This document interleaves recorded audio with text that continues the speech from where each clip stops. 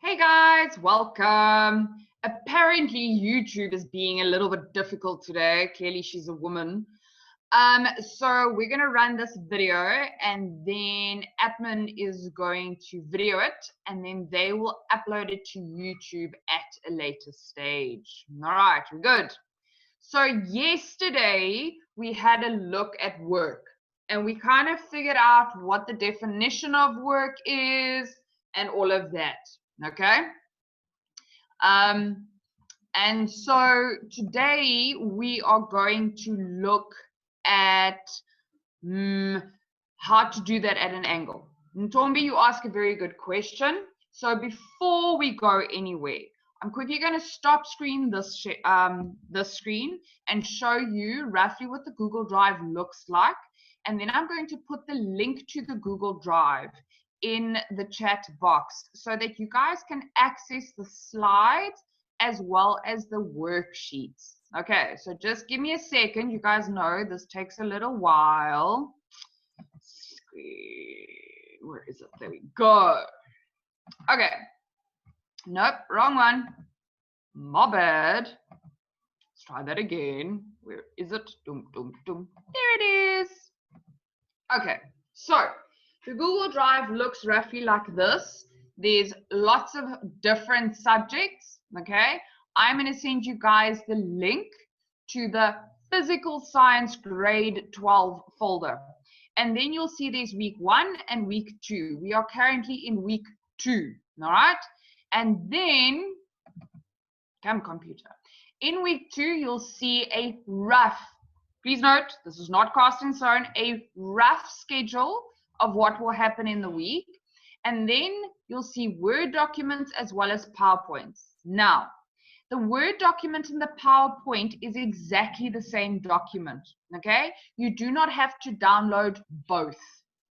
The Word document is simply black and white and it's smaller, and the PowerPoint document is obviously larger with all the slides, okay? But the work in both is exactly the same.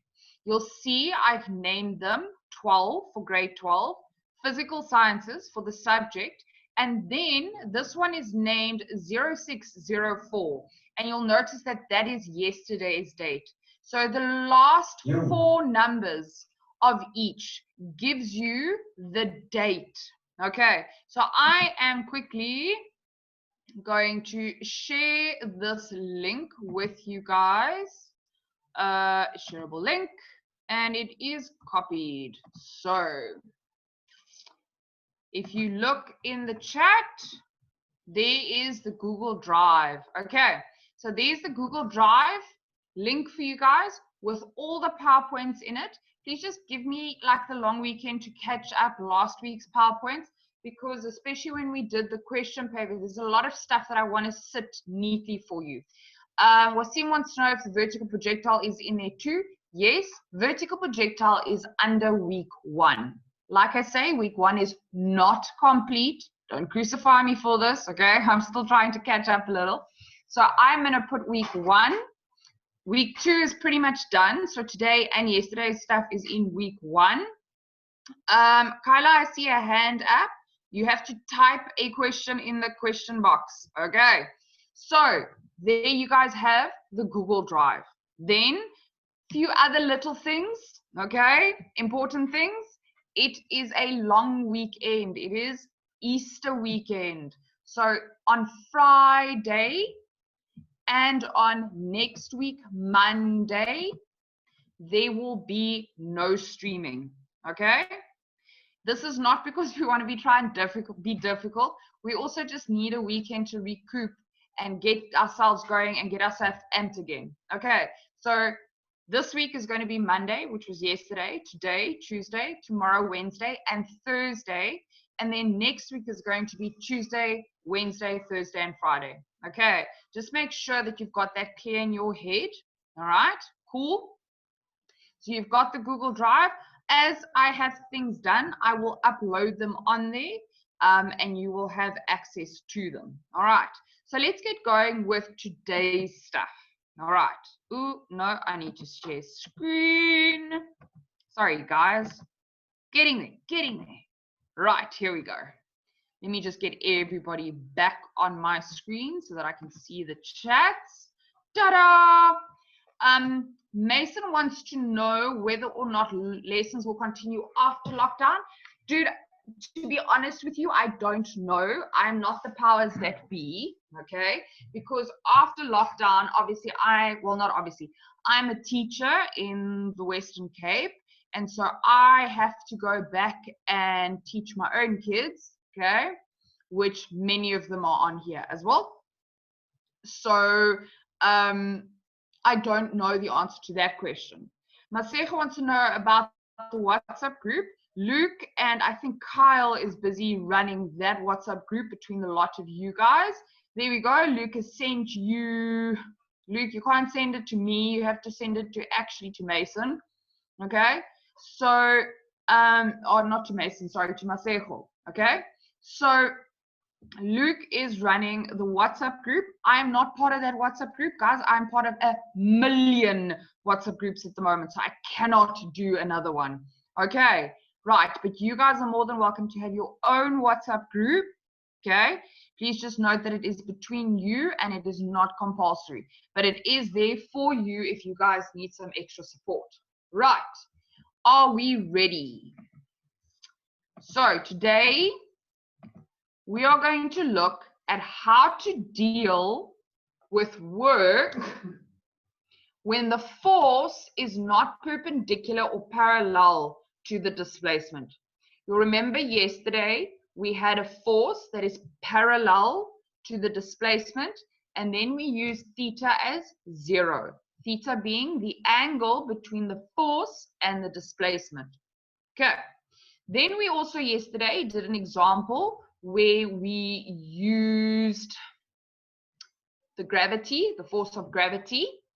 And what we did then is we saw that theta is 90. The angle between the force and the displacement was 90 degrees.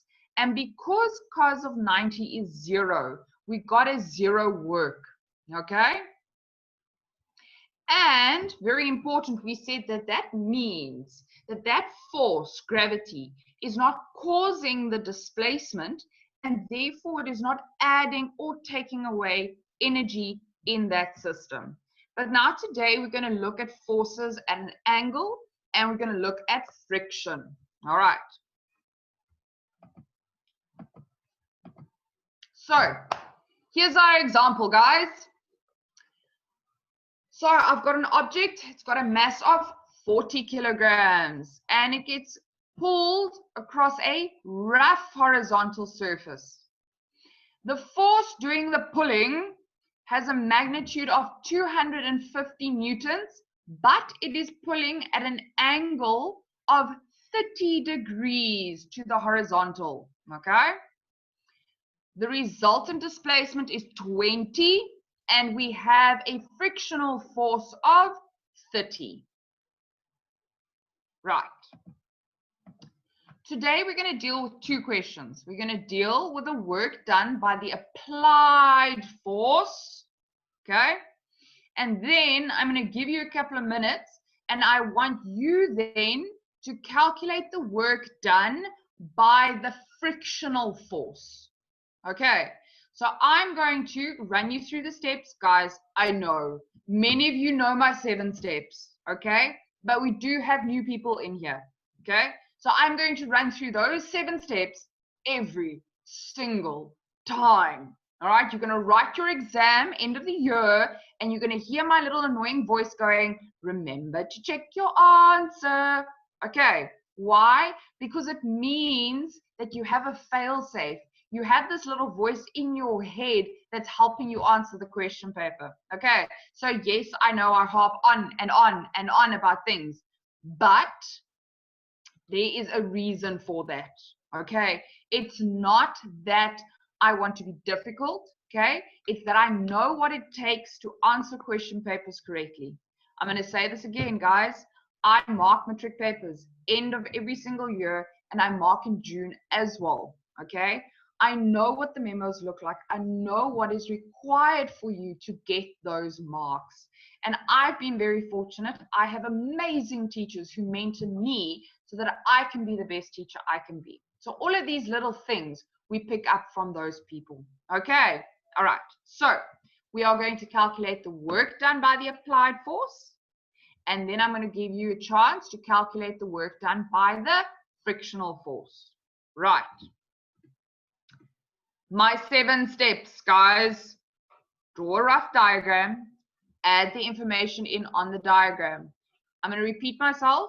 With your rough diagram, you are not required to draw a force diagram. You are not required to draw a free body diagram. You're not even required to draw a graph. Okay? The entire point of that diagram is so that you have a visual picture of what is happening. Often in these questions, they're really nice and they give you a diagram. And then all you do is you add the information in the question paper. You are allowed to write on that question paper. You are allowed to highlight, okay? You are allowed to write on that question paper. Don't let anyone tell you you are not, okay? The only thing that you are not allowed to do, you're not allowed to tear pages out of your answer book or out of the question paper, no? And you are not allowed to write during that 10 minutes reading time, okay? So, you add the information into the diagram. You write down the variables. Guys, it's going to take you less than 10 seconds to write down your variables. And it's, again, just a little fail-safe to make sure that you use the right equation, that your variables are in the correct units, and that if you are working with vectors, you have your direction, which gives you your signs. Okay, guys, just do it for yourself. Make sure you have these steps down pat, and make sure that whenever you practice it that way. Okay, because it then means when you get to an exam, you don't have to think about it. Then, after your variables, you write down the equation. You write down the equation exactly like it is on the information page. Not different symbols, exactly those symbols. Then you substitute, you get your answer, and then you check your answer. All right, so we're going to go through these 7 steps, and we're going to see what the work done by that applied force is. Okay, now, before we start, I'm warning you, I'm going to show you 2 options. Okay, the one option is the way that it is taught mostly. The other option is one that simplifies your life, because then this stuff becomes exactly the same as question 2, your Newton's laws. You do the same stuff with your forces, okay, which then helps you remember to do it in question 2. All right, so I'm going to, in the first option, do the way that most people teach it, and then I'm going to show you how I would have done it. Okay, so we draw a rough diagram of the problem. We've got the block and a force at some other random angle, and we have a displacement. All right, then we add the information in. So we've got our 40-kilogram block. We have a 250 Newton force at an angle of 30 degrees, and it causes a displacement of 20 meters. Okay, now some of you might want to, at this point, add in the symbols for each of those variables. Okay, you can do so. My problem when I do that is my diagrams get too busy. You guys have seen me when I'm like scribbling around on a question paper. It gets busy anyway, okay? Zana, I see your hand is up. Sweetie, you need to find the chat box, okay? And make sure you can type me a question. I've scrolled back up. I don't see any questions from you. So just make sure that you can find the chat box, okay? Right. So we've got a diagram and we've put the information into the diagram. Cool? Now we're going to write down the variables.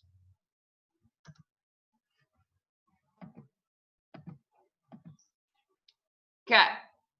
Option 1 is you use the angle given to you in the question and you substitute it into theta. And that means that you use the force that was given. Okay? So we've got W, which is work, which is what we need to calculate. We need to calculate how much work is done by this 215 Newton force to move that block 20 meters. Then we write down the equation. Today, we're working with one equation. What a feast. Don't get too used to it. So we've got W equals F delta X cos of theta. Again, guys, I apologize for the theta that PowerPoint and Word throws out at me. I will see if I can find a nicer one, but they might take some time. Okay. Oi, Mason, you beat me to it. Good job, dude. That looks like the right answer. Liam, oi, you cannot round to so many decimals. You have to round to 2 decimals. All right. For everybody else, let's see how they got to that answer. So I substitute what I have into my equation. And now I've got to look at theta. And this is where your diagram comes in very handy. Okay? So I look at which way the force is acting. I look at which way the object is moving. And the angle between the two is theta. Okay, so I know that theta, the angle between the force and the displacement, is 30. So I'm now going to go and use my equation and substitute in. Ma'am, don't we round off at the last question? Yes, dude, you round off right at the end when you get an answer. Okay. Oh, it's not specified. Listen. Very important, and I know I've said this before, I'm going to say it again. On the information page, not the thing at the back, the instructions they give you in the front. You know those pages that you guys never bother reading? Those. It's very clearly stated that all final, in big bold letters, answers must be rounded to at least 2 decimals. That means that if you get an intermediate answer and you round it to 2 decimals, you run the risk of getting the wrong answer. And it also means that if you want to leave your final answer in 3 or 4 decimals, you may do so. Okay. Ma'am, will we ever need a protractor during exams? Whew. Okay, so I have a rule. I always have a protractor and a compass on me, with me, when I'm writing exams. And I have a see-through ruler. Hang on. See-through ruler with nothing written on it. And an eraser with nothing written on it. Okay. Yes, I know I have a sharp calculator. Don't shout at me. Casios are just easier to use. With nothing written on it. Okay. Okay. And I don't take Tipex in with me. When I wrote exams, we weren't allowed to use Tipex. So I always have basics with me, regardless of what exam I write. Okay, so I have a protractor and I have a compass. I actually have the whole ruler set. So I have a triangle with me for just in case. I have a long ruler and a short ruler. And then I have 3 blue pens, because if you have 1, it definitely will die. If you have 2, the chances are 1 will die and the other one will try and die. If you have 3, none of them will die. Okay, so I have 3 blue pens on me and 3 pencils on me. Okay, it means that I don't have to sharpen pencils. Okay, I'm actually quite lost. We should continue. Okay, Bob, I'm sorry. All right, so we add our angle in, and then we get an answer. Work is in joules. Okay, got it? And now we have to look, what does this answer mean? Did we get the right answer? We were asked for work. we have an answer for W. Okay, so yes, we got the right type of answer. The answer is positive, and that means that the applied force is adding. Okay, adding energy. Cool. I see lots of you have already done the friction. You beat me to it. You got the right answer. So what I want you guys to do is I want you to see how I do this question, okay, differently. And you might like it, you might hate it. And this is the point where you guys are going to have to be sharp, okay? If my option 1 works for you and it makes sense and it's cool, then you use my option 1. If my option 2 and you go, yeah, okay, that makes sense, then you use that. Neither of them are right, neither of them are wrong, okay? They both get you the same answer. So automatically it means that the science and the maths in them is correct. Teresa asked if friction is always negative. Yes. Can you get these lessons on Google Classroom? So I have sent the Google Drive link and all the videos are uploaded onto YouTube. So for YouTube, you go check out Africa Teen Geeks, and then you scroll through there and you find the Physical Sciences grade 12 lessons. Okay, guys, I'm going to show you option 2 for this. Okay, should we write the part where you say F is increasing? No.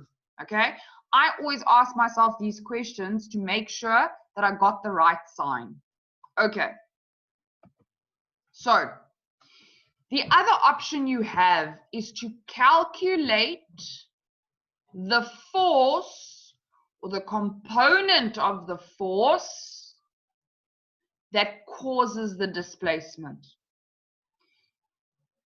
Newton's laws. When you work with Newton's laws, if you have a force at an angle, then you split that force into its parallel and its perpendicular components. And that is simply all I'm going to do here. Okay? So I have the object and I have my force of 250 newtons. Now you've got a couple of ways of doing this. I like to draw a little rectangle around it with my 30 degrees there. Okay. And then I've got the x component of that force at the bottom on the x-axis, parallel to the direction of displacement. And I have the y component on the y-axis, perpendicular to the direction of displacement. Okay, I'm not going to worry about the y component because it doesn't cause displacement. It's not what I'm worried about at the moment. I am simply worrying about the part of that force that causes the displacement. So I'm going to calculate Fx, the x component of the applied force. Okay, Fx is adjacent to 30, and F, the applied force, is the hypotenuse. So SOHCAHTOA, I use cos. So cos of 30 equals the adjacent side divided by the hypotenuse. I want to calculate f of x. I manipulate, and so I get, wait, the y component equals f of x. No, not maths. No, not the function of f. Okay, not f of x. I'm just looking at the x component of this force. Okay. There we go, Liam. So I get that the x component of my force, the component causing the 20-meter displacement, will be F cos 30, 250 cos 30. Okay. Now, those of you who are awake are going to realize that I just had cos 30 earlier, man. So you'll see that the maths end up working out exactly the same. Okay. So now it's exactly the same formula, guys. You write down the variables. So now the force causing the 20-meter displacement is 20. Sorry. The force causing the 20-meter displacement, yes, Talisha, is 216,5063. You'll notice I'm working with 4 decimals. Okay. Write down the equation. I substitute into the equation. And now this is the force causing the displacement. And so the angle that I use is 0. Okay, so I plug 0 degrees in there when I am working with the x component of that force.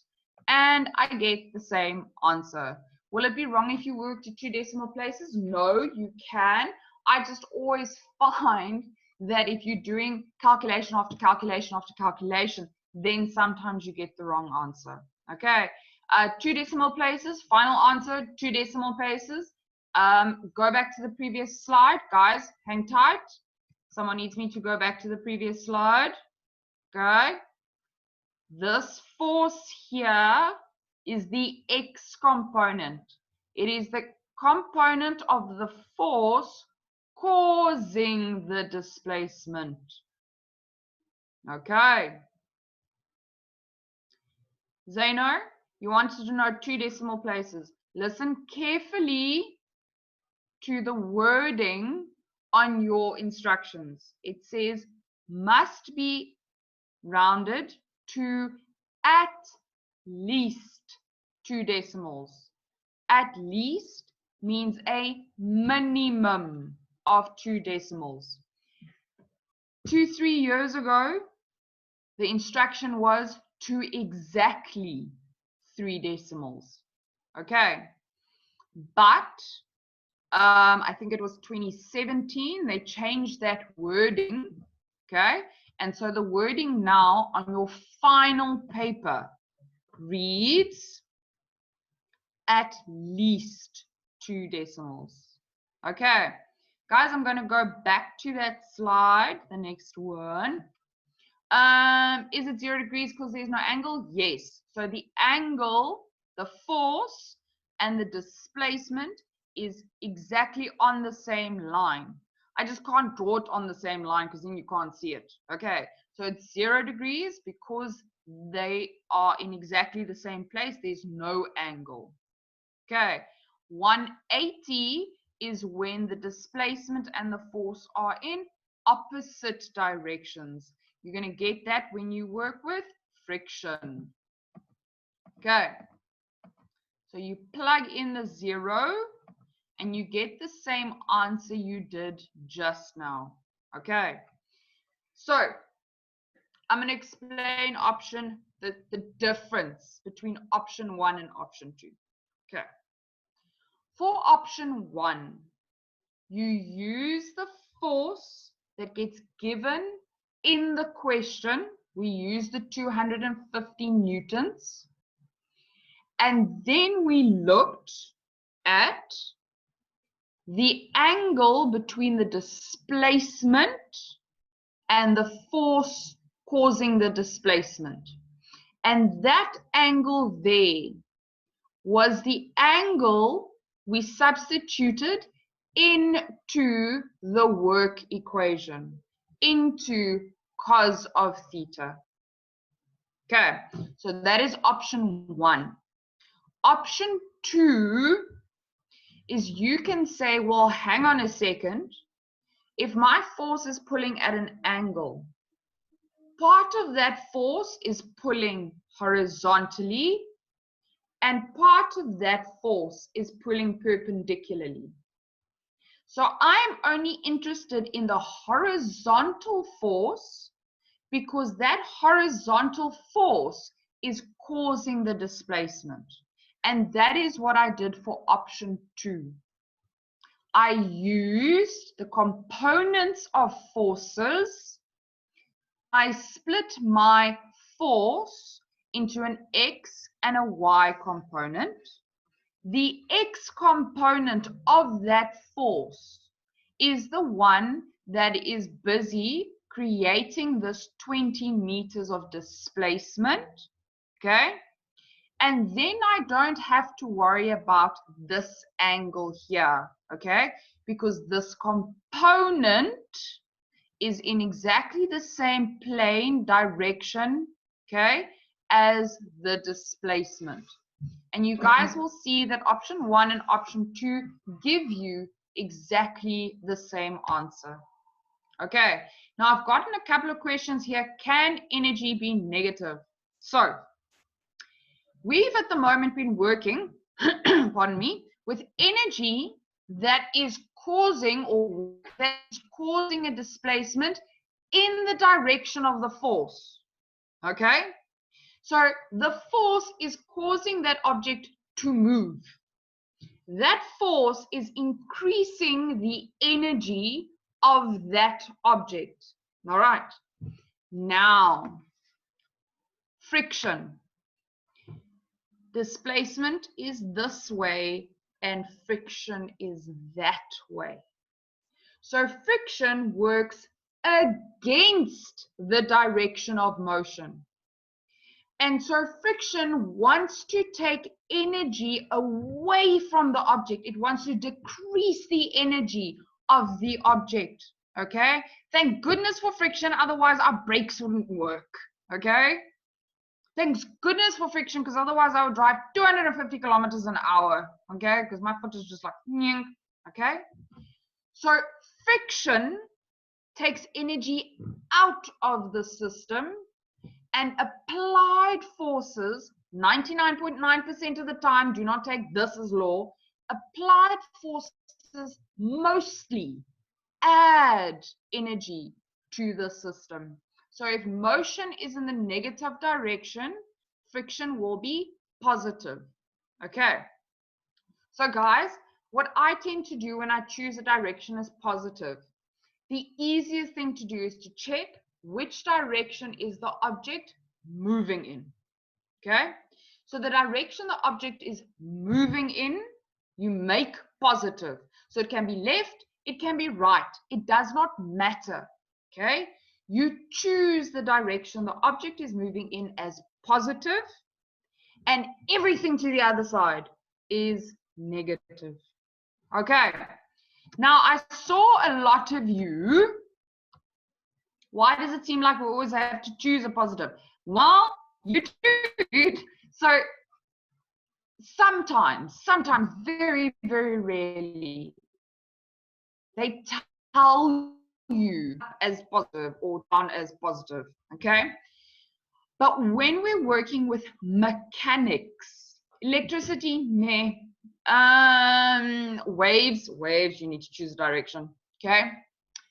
When we're working with mechanics, 99.9% of the time, we're working with vectors, okay? And when we're working with energy and with power, we end up working with adding energy or taking away energy, okay? So you have to pick, in my equations, when I substitute in, what is positive and what is negative. And the positives and the negatives show direction. Okay, positives and negatives in physics show direction, or it shows adding or taking away. Okay, guys, maths is an invented language, and 90% of maths was invented to help us answer these questions. Okay, it's not like the maths was there and then the physics was there. Okay, it was the other way around. So we chose maths to be this way so that we could use it for these problems. Okay, so work done by the frictional force. Guys, just a reminder, please, you guys are very tech savvy. I know you guys are on like this many social medias. So please use the hashtags, okay? Give a shout out. Then today, we kind of have had a couple of parents of friends of people who teach, okay? What are the hashtags? Oh my goodness. Okay. So we've got Lockdown eSchool, we've got the Satchel Foundation, and we've got STEM, Science, Technology, Engineering, and Maths Champions. Then it's hosted by Africa Teen Geeks and very proudly and gratefully supported by the Department of Basic Education South Africa, and then Miss Zora, who is quite a cool company inspiring women, okay, to be cool. Now, you can take videos, if you can screenshot, okay, do so and post them with the hashtags as well. Okay, so like, you know, give us some love. We'd really, really, really appreciate it. All right, so enough about social media. Let's go back to the questions. Yes, I know, draw a rough diagram. I say it every single time, but it's important, okay? Yes, you know, add your information, write down your variables, equation, substitution, answer, and check your answer. Guys, there's a reason why I harp on and on and on about it. Okay, so rough diagram. Block, force, that's the applied force. But what are we interested in now? We are interested in friction. So if the direction of motion is left, friction is right.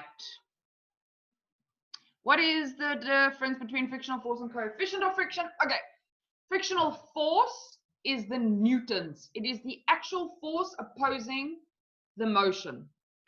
The coefficient of friction is a value given to the amount of roughness between two objects and how much that roughness influences the frictional force depending on the normal.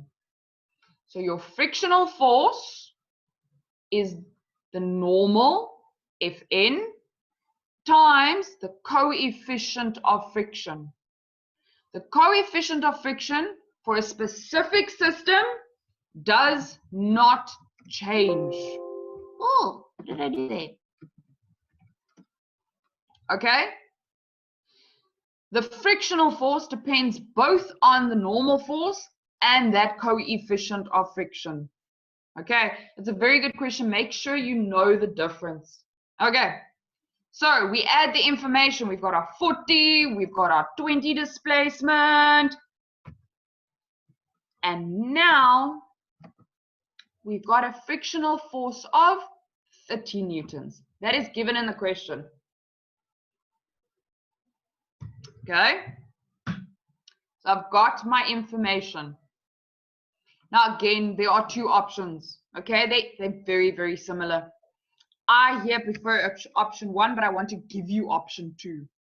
Okay, so we use the magnitude of the force and we say that the angle between the force and the displacement is 180. So that looks like this.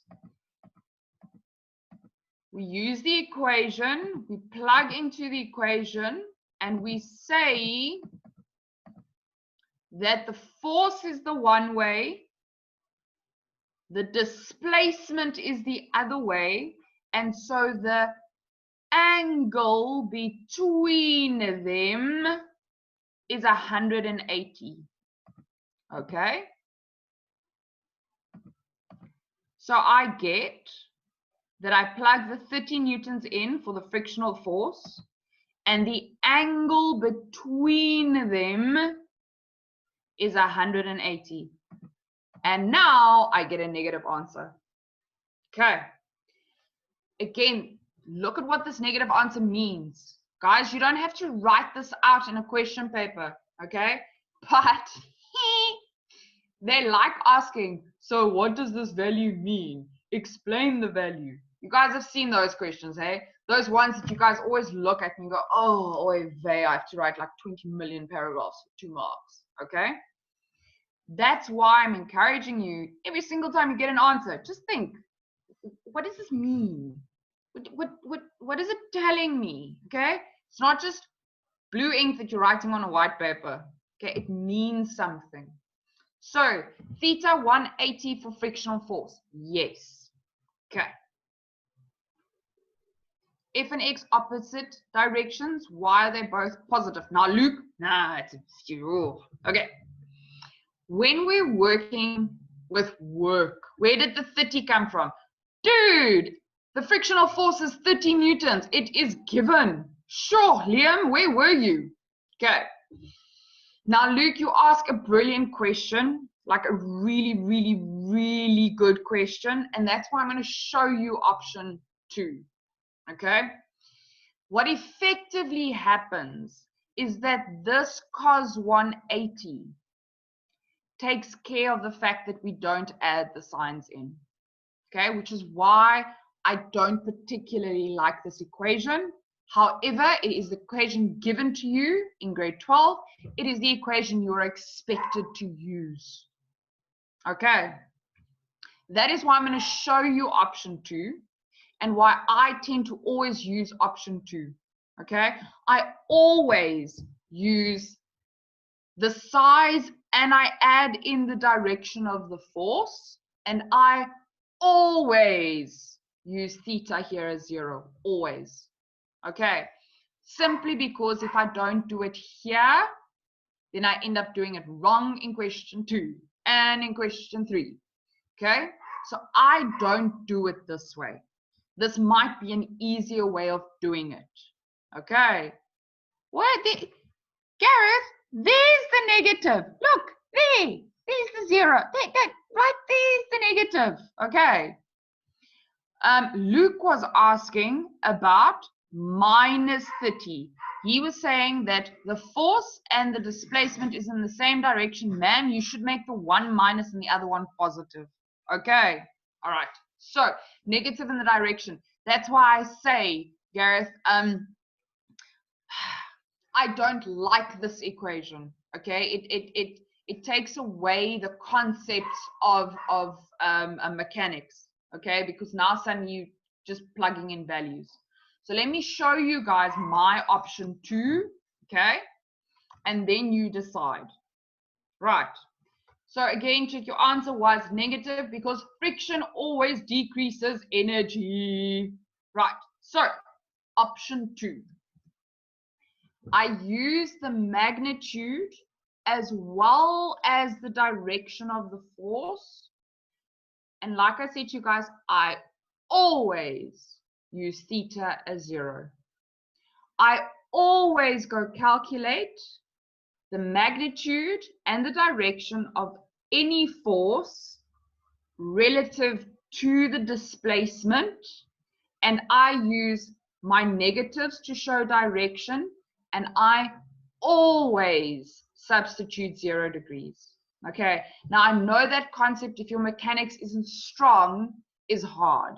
Okay, so this is how I would prefer to do it. Okay, so I write down my variables and here's my negative. Okay, here I show that the frictional force is in the opposite direction as the displacement. Okay, I use that equation because it's the equation given in the information page. And you'll see I substitute the force with its sign and I use theta equals 0. Okay, this is how I prefer to do it. I know sometimes this is hard, but for me, it was harder to teach myself that I can just now put a value into F and a value into X.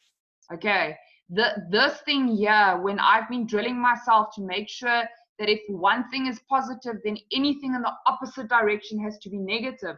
And I had to drop that concept. I struggled with that so much that this is what I do, which is why with option 2 of the previous question, I taught myself you always put 0 into theta's place, and whatever goes here, whatever force has to be either parallel, and then you use 0, or perpendicular, at which case It doesn't matter anyway. Okay, so Romalia, yes, I use theta equals 0 because I always use the sign with my force and my displacement, okay, which means that that part of my equation doesn't matter. Okay, if I choose F as negative and Fk as positive, yes, that is exactly it. Okay. Oh, no, don't go back. I'm trying to run through your questions quickly. Whoa,